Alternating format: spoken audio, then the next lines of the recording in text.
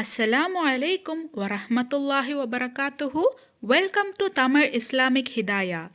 இன்னைக்கு நம்ம வீடியோவில் 70 நோய்களை தடுக்கக்கூடிய ஒரு பொருளை பற்றி தான் நம்ம பார்க்க போகிறோம். இது திக்கரோ துவாக்களோ இல்லைங்க, இது ஒரு பொருள்.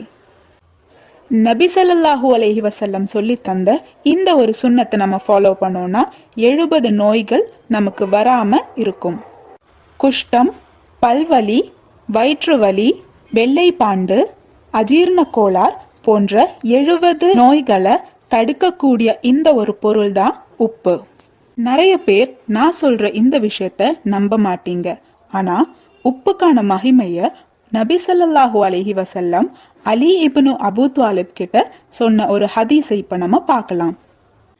ஒரு நாள் நபி ஸல்லல்லாஹு அலைஹி வஸல்லம் அலி ரலியல்லாஹு தஆலாவை கூப்பிட்டுட்டு, யா அலி, நீங்க உணவு சாப்பிட்றதுக்கு முன்னாடியும் பின்னாடியும் ஒரு சிட்டிகை உப்பை சுவைத்தீங்கன்னா 70 நோய்கள் உங்களை நிச்சயமா தாக்காது அப்படின்னு சொன்னாங்க.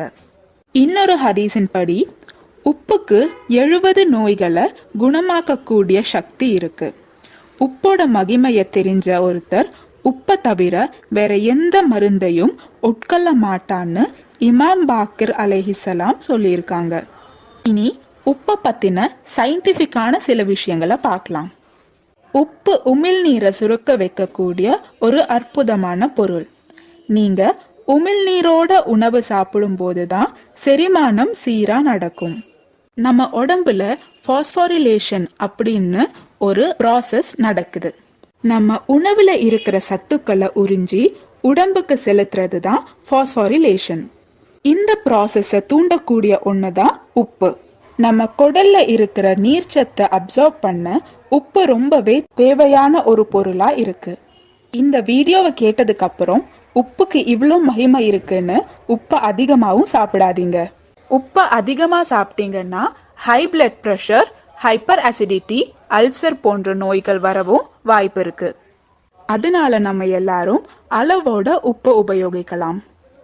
இந்த பதிவுல உங்களுக்கு ஏதாவது சந்தேகம் இருந்துச்சுன்னா கமெண்ட் பண்ணுங்க. நீங்க மரணித்த பிறகும் உங்களுக்கு நன்மை வந்து சேர்ந்து கொண்டே இருக்க இன்ஷா அல்லாஹ் இந்த ஒரு வீடியோவை ஜாரியான சதகாவா நினைச்சு உங்க நண்பர்களுக்கும் ஷேர் பண்ணுங்க. அல்லாஹு தஆலா நம் அனைவரின் வாழ்க்கையிலும் ஹைரும் பர்க்கத்தும் தந்து அருள் புரிவானாக. ஆமீன்.